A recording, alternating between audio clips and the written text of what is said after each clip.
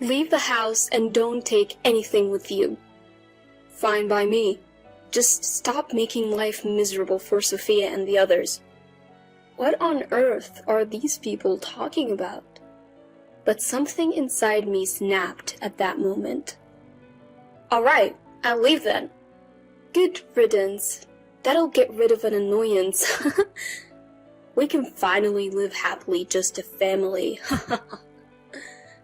With those snide comments from my sister-in-law Catherine and her husband Robert, I packed my bags and left. Why didn't you tell us? Now, the in-laws have finally caught on. But it's too late. Let them suffer. Serves them right. My name is Anna, a 32-year-old office worker. I married my husband Ken 3 years ago. I met Ken through work. He would often come to my workplace for business, and I was drawn to his hard-working attitude. During a casual night out with co-workers, I ran into Ken at a bar and we ended up drinking together. As the evening went on, we found ourselves sitting next to each other and engaged in various conversations. Turns out, we both attended the same high school. Ken is 2 years older than me. Apparently, he was a senior when I was a freshman, but we never met. Maybe we passed each other in the hallway. That's a funny thought. It's hard to imagine we walked the same high school hallways, meeting only later in life. Back then, I was likely immature, full of that teen energy and noise. Who knows, maybe he saw me in the hallways and found me annoying. Thinking about it, I'm glad we met after we both matured a bit. That night out was the catalyst for Ken and me growing closer. He eventually asked me out to dinner and we started meeting up after work. One date led to another and we became a couple. Ken was kind, mature, and someone I could rely on. Gradually, I found myself falling for him. Our relationship progressed smoothly, and about a year in, Ken popped the question. Anna, you're the one for me. I think it's fate we went to the same high school. Will you marry me? Yes, I'd be honored. And so, we decided to get married. Next, we had family meetings with each other's parents. My parents were quite fond of Ken, which put me at ease. Who would have thought you both went to the same high school? That school has a great culture. I have a co-worker from there who's really dedicated. A trustworthy person, I'd say. My dad can be quite stubborn, so hearing him say that was a relief. Ken had graduated from a prestigious university and worked for a reputable company, so I wasn't too worried, but it was nice to have my parents' approval. Then, we visited Ken's family for another family meeting. That's when things got a little uncomfortable. Ken's parents weren't exactly the warmest people. So, you're Ken's fiancé. You're quite plain, aren't you? We were hoping for a supermodel or at least the daughter of a big company CEO, given where Ken works. Hey, Dad, Mom, that's rude. Just kidding. You always take things so seriously, Ken. Right, don't take it to heart. Just parent humor. Sophia, my mother-in-law, and William, my father-in-law, were clearly mocking me. You didn't go to a famous university and I've never heard of your company. But as long as you focus on housework and have children, it won't be an issue. They made it sound like I was just a housekeeper and a baby-making machine. The family meeting made me instantly uncomfortable around my in-laws. Nevertheless, we wrapped up the meetings and got married. Married life was blissful. We both worked hard at our jobs and shared household chores. Ken was an excellent cook, even better than me, so I always looked forward to his meals. Whenever I made a request, he'd whip up that dish and it would always taste amazing. Even when I'd come home tired from work, eating Ken's cooking would lift my spirits. Of course, when it was my turn, I put my all into cooking. Ken would always compliment my cooking, saying it was delicious. I really like the depth of flavor in Anna's cooking. I guess I tend to overcomplicate things a bit, you know? No way, Ken. Your food tastes like it came straight from a restaurant. I feel like we're having our own personal chef. Really, that means a lot to hear you say that. We were always full of praise for each other. That's why we've been able to have such a harmonious married life. 2 years have flown by since we got married, and we're still as close as ever. But there has been one nagging issue. We haven't been able to have kids. Now, it's only been 2 years, so we're not exactly in a rush, but the pressure from my in-laws has been substantial. When are you going to get pregnant, Anna? Sophia, you asked about this just last week over the phone. These things don't change overnight. What are you talking about? If you keep procrastinating, that's why you won't have children. Are you sure you're even capable? What? Did you hide that from Ken when you married him? Absolutely not. If you're lying, I won't let it slide. Sophia often cornered me like this. Eventually, I underwent fertility testing and reported to my in-laws that I was fully capable of having children. They weren't exactly thrilled, but at least they understood I could have kids. Still, they continued to heap on the pressure.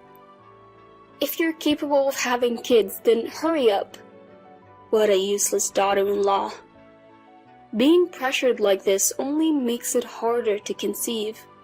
Every visit to the in-laws' house became an ordeal, and both of them would only criticize me when Ken wasn't around. Sophia would often call to confirm Ken was away before launching into her tirades. Life with Ken was great, but dealing with the in-laws was causing me a lot of stress.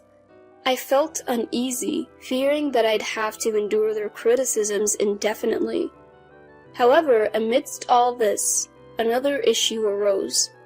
William, Ken's father, became frail and needed nursing care. And, of course, the in-laws expected us to move in with them. Ken is the eldest son, so it's only natural that he helps out. Since you can't have kids, the least you can do is be useful. They continued to press us like this, and Ken, unaware of the emotional toll his parents were taking on me, broached the subject of us moving together. Mom seems to be struggling a lot. I really want to help out if I can. What do you think? I was really torn. Living together would likely be hard. My in-laws have been giving me a hard time behind Ken's back. If I outright say no, Ken would be shocked. So I decided to lay down some conditions. Okay, I get that Sophia and the family are having a hard time. Can I add some conditions of my own? Sure, go ahead. I'm the one asking for a favor after all. Thanks. First off, I won't be taking care of William. Normally, that should fall on Sophia or their actual son, you, Ken. Also, I want to continue working.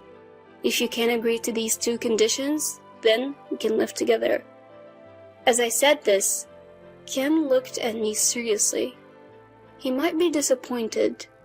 Maybe he'll say it's a problem if I'm not willing to cooperate with his parents. But Ken looked me in the eye and said, "All right, I accept your conditions.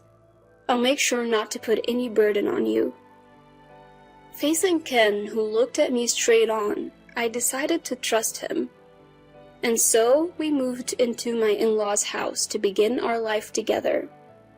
They seemed to think they could boss me around as Sophia quickly started issuing orders. "Anna, please take care of William. And also, could you clean the shower and handle all the cooking?" Sophia said this as if it were a given, but I trusted Ken, so I stood my ground. I won't be doing any nursing care for William. That's not my role.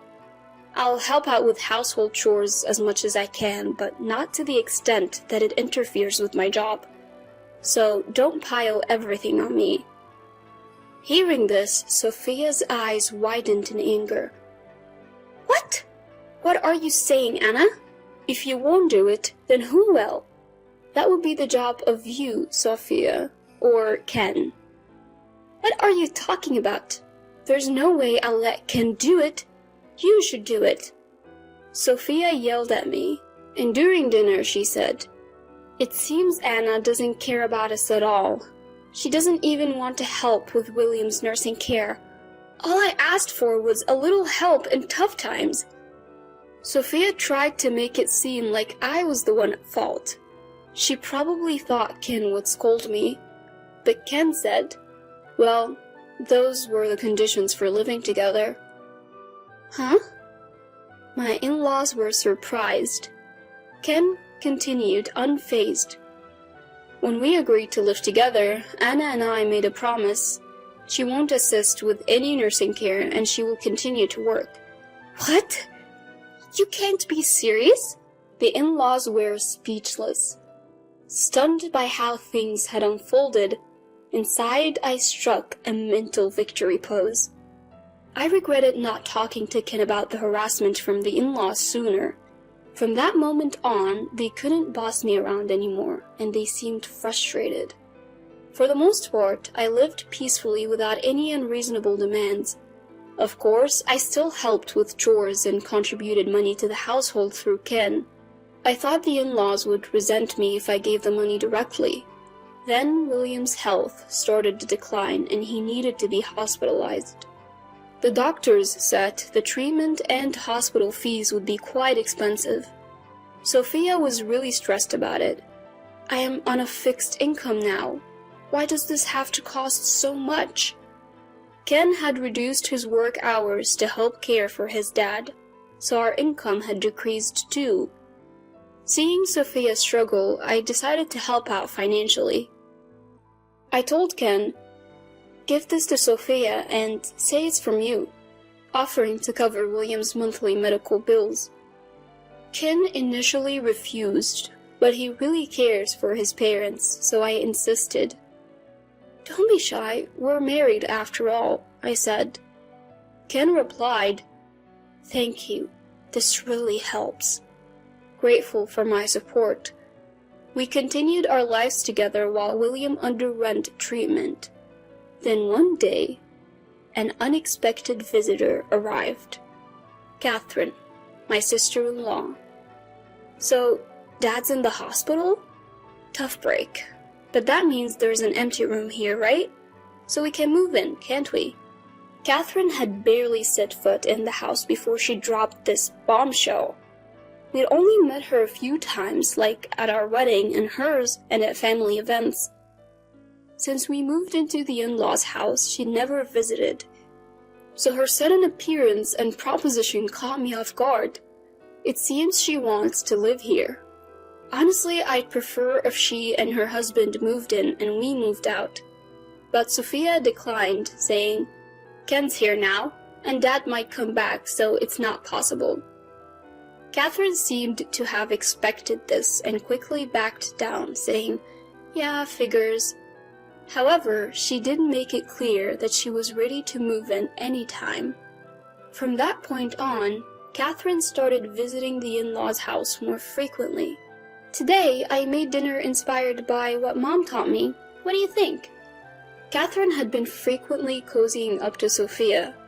It seemed like she was eager to replace us in our joint living arrangement. I had an inkling that something was off about Catherine. Could she be hiding something?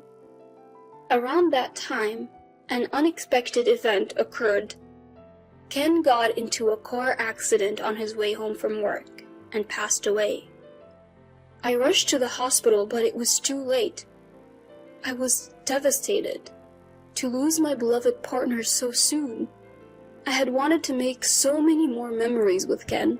The in-laws were also grieving over the sudden news of Ken's death. Even after the funeral, I couldn't come to terms with Ken being gone and felt really down. My boss gave me an extended leave, hoping I would recover soon. But being in the in-laws' house, my heart felt no peace. I had paid for William's medical treatment for this month and planned to stay there until I found a new place. I was also a bit worried about Sophia being alone. We might not like each other very much, but we've both lost someone dear. We're both hurting, I thought. But then, Sophia trampled all over my good intentions. The tipping point came one day when Catherine and her husband visited. Why is Anna still here even though Ken has passed away?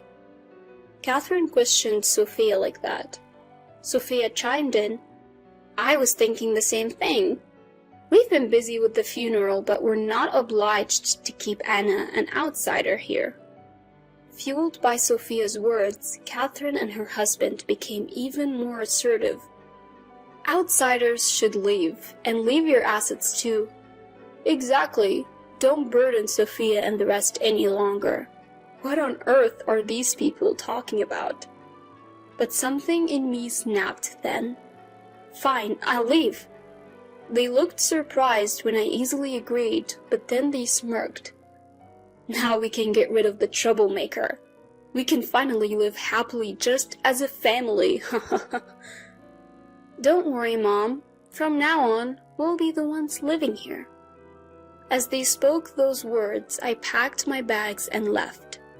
A month had passed since then. Living in a studio apartment near my workplace, I had been focusing on my career. Then one day, I received a call from an unknown number. Hello? Thinking it might be work-related, I answered. It was Sophia. Anna? Why didn't you tell me? I had no idea you were the one paying for William's medical bills. And the money in the house, it wasn't Ken, but you. It was too late for the people in my in-laws' house to realize the truth. They had it coming. I thought it would make things easier if we said the money came from Ken. Truthfully, Ken was cutting back on work to help with William's nursing care, so I was the one making significantly more money. So that's how it was. I'm sorry for not noticing. Can you help us again? No way.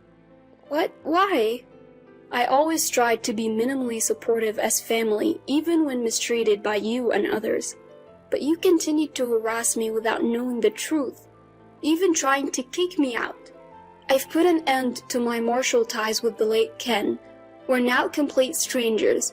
Please figure out how to handle William and your daughter's family issues on your own. I said that and hung up. Then I blocked her number. I later learned from a relative still in contact with me that William had tried to force Sophia into a divorce to prioritize his own treatment. He probably thought they could afford it if one less person needed supporting. However, Sophia refused, insisting she would only agree to a divorce if she got a huge settlement. Right now, their family is a mess, embroiled in legal battles. Both are being emotional, but they'll soon realize the lawyer fees will bleed them dry. Eventually, there won't be any assets left to divide. Catherine and her husband, it turns out, had debts, and they were close to being kicked out back then. In-laws have just now realized the fact, but it's too late. They were planning to mooch off my in-laws, but that failed miserably as my in-laws are now on the brink of divorce. Currently, Catherine and her husband are living in a cheap apartment and are asking relatives and friends for loans.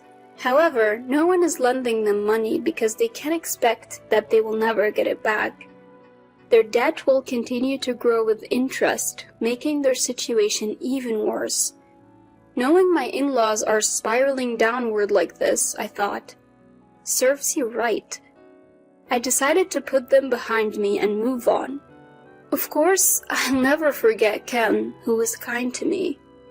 I plan to live my life to the fullest so that someday we'll have a lot to talk about in heaven.